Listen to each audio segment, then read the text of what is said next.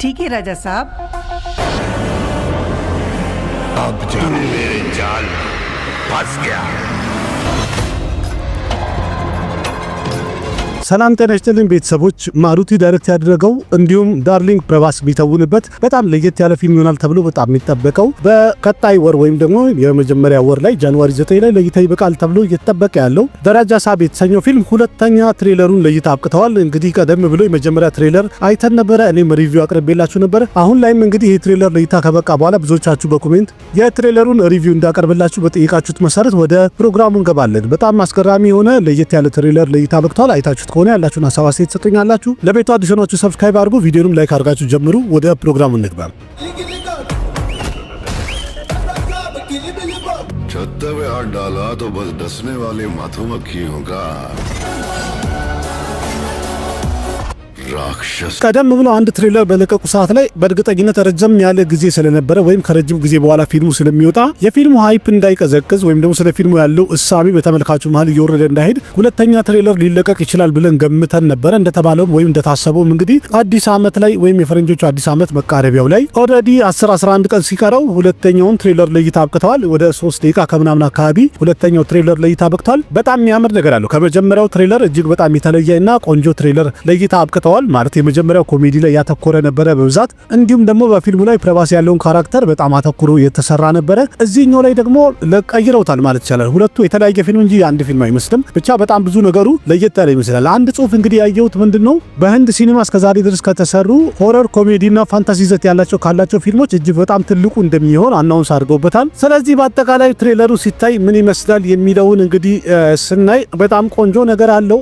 ቪኤፍኤክሱም ይመስላል 50-50 ነው። ብቻ የሆነ ቪኤፍኤክሱ ላይ ዋናው ነገር ግን ፊልሙ ስናየው እንዴት ይሆናል የሚለው ነገር በጣም ወሳኝነት አለው እና ትንሽ ፊልሙ ከሆረር ኮሜዲነት ሁሉ ወጥቶ ወደ በጣም ኢሞሽናል የሆነ ሲን እንደሚኖረው በደንብ ያሳየ ነገር አለው። እንዲሁም ድምቅ ያለ አክሽንም እንደሚኖርበት በደንብ አሳይተውናል። ብቻ በሆረር ኮሜዲ ሲባል የምንጠብቀውና የምናውቀው አይነት ነገር ብቻ እንደማይኖር ወይም በሆረር ኮሜዲ የተገደበ እንደማይሆንና ብዙ ነገር እንደሚያሳዩን እንግዲህ ቃል የተገባበት አይነት ትሬለር ነው። ወጣም ወረደም እንግዲህ ትንሽ ለየት ያለ ነገር ስለሆነ ወይም ደግሞ በአይነቱ ለየት ያለ እስከዛሬ ድረስ በህንድ ሲኒማ ያላየነው ነገር እንደምናቀርባለን ብለው ቃል እየገቡ ካሉ ግዴታ ማየታችን የማይቀር ነው ማለት ነው። በነገራችን ላይ የአዲፑሩሽ ዳይሬክተር የነበረው ኡምራውት የሰራውን መቼ ሁላችንም እናውቃለን። ግን በአሁኑ ማሩቲም ቢሆን የፊልሙ ዳይሬክተር ትሬለር ላውንች ሲያደርግ ወይም ደግሞ ላውንች ላይ ትሬለሩን ንግግር እያደረገ በጣም ኢሞሽናል ሆኖ ሲያይለቅስ የታየበት ሲን ነበርና ያም በጣም አስገርሞኝ ነበር። ፊልሙ ላይ ምን አይነት ነገር አለ የሚለውን ለማየት በጣም የሚያጓጓ ይመስላል።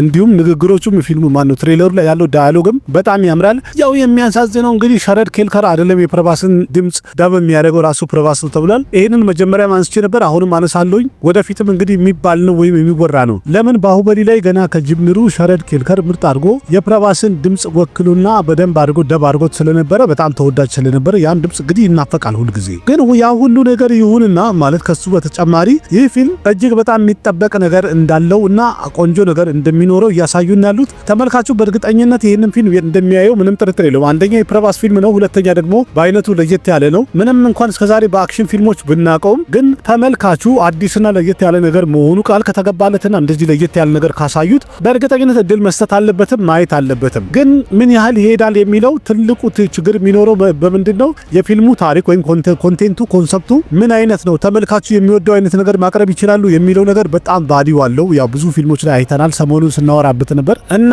ኮንቴንት ከሌለው በስታርደም ብቻ በአክተር ስም ብቻ በአሁኑ ሰዓት ላይ ፊልም ወደፊት እንደማይሄድ እያየን ያለ ነው። እዚህኛው ትሬለር ላይ የሰንጀይ ደትን ካራክተርና የሱን ገጸ ባህሪ እንግዲህ በደንብ ጎላ አድርገው ለማሳየት ሞክረዋል። ከዛ በተጨማሪም ደግሞ የአያቱንም ፓርት አሳይተውናል። የመጀመሪያው ክፍል ላይ ወንድ አያቱ ብለው አንስተው ነበር የነገሩን። አሁን እዚህኛው ላይ ደግሞ ሴት አያቱን አሳይተውናል። እንዲሁም የሆነ ቦታ ላይ ኢሞሽናል ሲን ላይ ፕረባስ እያለቀሰ የሚታይበት ቦታ ላይ ያ ሲን ሲታይ በእርግጠኝነት ፊልሙ ላይ ለየት ያለ ነገርና ቆንጆ ነገር ለማሳየት ጥረት ያደርጋሉ የሚለውን ነገር እንድናስብ ወይም ደግሞ ይኖረዋል ብለን እንድንገምት ያደረገ ነገር አለው። ስለዚህ ፕረባስም አሪፍ ውሳኔ ነው የወሰነው ለማለት እንግዲህ ቀኑን መጠበቅ አለብን። ምክንያቱም በጣም የሞቀና የሚያዋጣውን አክሽን ፊልሞችን ትቶ እንግዲህ ጆነሩን ቀይሮ በሌላ ሴክሽን እየመጣ ነው ያለው። ከዚህ በፊትም ሞክሯል። በተለያየ አይነት ዘውጎች የተለያዩ ፊልሞችን ለመስራት ሞክሯል። በጣም ስኬታማ የሆኑት በእርግጥ አክሽን ፊልሞቹ ቢሆኑም ግን እንደ አክተር ወይም እንደ ተዋናይ ደግሞ ራሱን በሁሉም ካራክተር ፊት ያደረገ ወይንም ደግሞ ሁለገብ ተዋናይ መሆኑን ለማስመስከር እየጣለ ያለበትን ነገር ሳናደንቅ አናልፍም። በጣም ቆንጆ ነው፣ መደነቅ አለበት። ስለዚህ አሁን ፊልሙ እንግዲህ ለእይታ የሚበቃው ጃንዋሪ 9 ነው ተብሏል። ትልቁ ችግር ምንድነው? አሁን እዚህ ጋር ያለው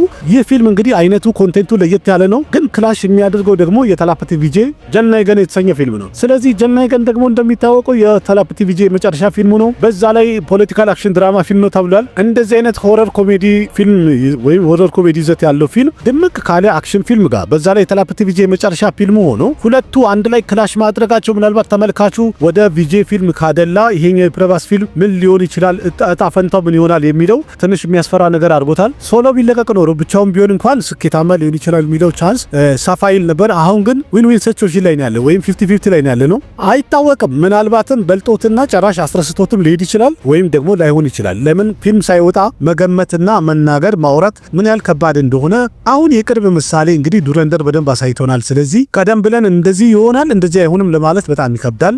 ለማንኛውም ቆንጆ ነገር አይተናል። ግን መጨረሻ ላይ አንድ ያየኋት ሲን ምንድነው የሆነ የጆከርን ጌታፕ አድርጎ ወይም እንደ ጆከር ተቀባብቶ አይቸው ነበረ ፕረባስን እና እሷን ሲን እንዴት አገኛቸዋት? ታምራለች፣ ቆንጆ ናት። ከዛ ሌላ የሆነ አዞንም አንስቶ እንግዲህ የሚገለብጥበት ወይም እንደ ጅራፍ የሚያጮህበት ቦታ አለ። እሱም ሲታይ ትንሽ ቪኤፍኤክሱ ደከም ያለ ይመስላል። ግን ደግሞ ይሄኛው ቀንጨብ ስላለ ወይም ደግሞ ትሬለር ከት ስላለው እየተቆራረጠም ስላየነው ሊሆን ይችላል። ዋናው ፊልሙ ላይ ሲታይ እንዴት ይሆናል የሚለው ነው። ከታሪኩ ጋር ከሆነ ሊያስኬድና ሊያሳምንን ይችላል። ብቻ ግን በጣም ውጥንቅጡ በዛና ለመገመትና እንደዚህ ነው ብሎ ለመናገር እንኳን በጣም የሚከብድ አይነት ትሬለር ነው ያሳዩን። የመጀመሪያው ትሬለርን በጣም ቆንጆ ሆኖ ወይም አሪፍ ነገር አሳይተውን ግን የሆነ ነገር መጨበጥ አልቻልንም ነበረ። እዚህኛው ትሬለር ላይም እንደዛው ያየነው ነገር ቆንጆ ነው፣ ግን ምንም አይነት የታሪኩን ፕሎት ምናምን ነገር ማወቅ እንድንችል አላረጉንም። በእርግጥ ትንሽ እንኳን ሂንት አልሰጡንም ለማለት ነው እንጂ የሚታወቅ አይደለም። በመጨረሻ እንግዲህ ክላሽ ካረጉ በኋላ ሁለቱ ፊልሞች ይለያሉ ማለት ነው።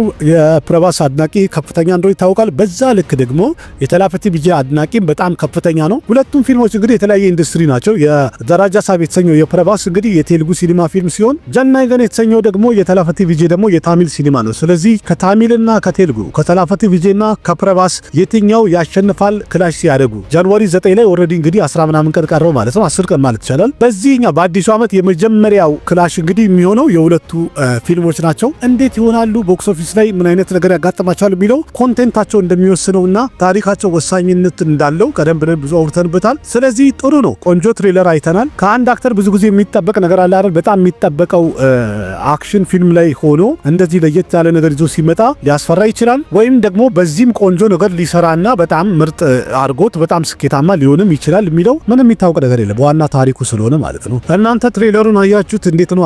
እንዴት አገኛችሁት? ተመቻችሁ? ቆንጆ ነው። ገና በእርግጥ የተላፕቲ ቪጄም ጀልናይገን የተሰኘው ፊልም ትሬለሩን እንጠብቃለን። የሱም ትሬለር አልወጣም፣ ቲዘሩ ብቻ ነው የወጣው፣ ወይም አናውንስመንት ቪዲዮ ብቻ ነበር የወጣው። ስለዚህ ሙሉ ትሬለሩን ደግሞ አይተን ሁለቱን የበለጠ ለማነጻጸር እንደፍራለን። አሁን ደራጃ ሳብ እንግዲህ ሁለት ትሬለር አሳይተውናል። በሁለቱም ትሬለር ላይ ቆንጆ ነገር አይተናል። እርግጠኛ ነኝ በጣም የሚያምርና ፋንታሲ ነገር እንደሚኖረው ምንም ጥርጥር የለውም። በአሁን ሰዓት ላይ ደግሞ የህንድ ሲኒማ ላይ በጣም እየሰቀሉ ያሉት ሆረር ኮሜዲ ፊልሞች ናቸው። ስለዚህ ይሄ ፊልም ሊሳካለት ይችላል የሚለው ቻንሱ በጣም ሰፋ ያለ ነው። ያን ሁሉ ለመለየት እንግዲህ እንዳለ ለውጡን የምናውቀው ወይም የዋንጫ የሚባለው እንግዲህ ጃንዋሪ 9 ላይ ከ10 ቀን በኋላ ሁሉም ነገር ግልጥ ብሎ ይወጣልናል። እስከዛ ድረስ እንግዲህ እናንተ ገምቱ እስቲ ማን ያሸንፋል፣ ማን የበለጠ ይሰራል ትላላችሁ? ያላችሁን ሀሳብ አስተያየት ኮሜንት ላይ ጻፉ። በጠየቃችሁት መሰረት እንግዲህ የፕረባስ ደራጃ ሳብ የተሰኘው ሁለተኛው ትሬለሩ ለእይታ ሲበቃ ቆንጆ ነገር አግኝቷል። ጥሩ ተመልካችም ያገኘ እንዳለ እየተነገረን ያለው 24 ሰዓት ይሙላውና በ24 ሰዓት ውስጥ ደግሞ ምን ያህል ቪው አገኘ የሚለው ያው የራሱን ሪከርድ ሊያስቀምጥ ይችላል ተብሎ ይጠበቃል። እናንተ እንዴት አገኛችሁት? ተመቻችሁ? ያላችሁን ሀሳብ አስተያየት ኮሜንት ላይ ጻፉ። ቪዲዮን ላይክ አድርጉ፣ ለጓደኞቻችሁ ሼር አድርጉ። ልክ እንደዚህ ትኩስና አዳዲስ ነገር መረጃዎች በሚኖሩ ሰዓት ላይ እየመጣሁኝ ያሳውቃችኋለሁ። አቅራቢያችሁ ቃሲም መካ ነበርኩኝ። በሌላ ቪዲዮ በድጋሚ እስከምንገናኝ ደህና ሁኑ። ባባይ ना जाने कैसा एहसास है बुझती नहीं है क्या प्यास है क्या नशा इस प्यार का मुझ पे सनम छाने लगा कोई न जाने क्यों चैन होता है क्या करूँ कुछ होता है क्या करूँ हाय कुछ होता है।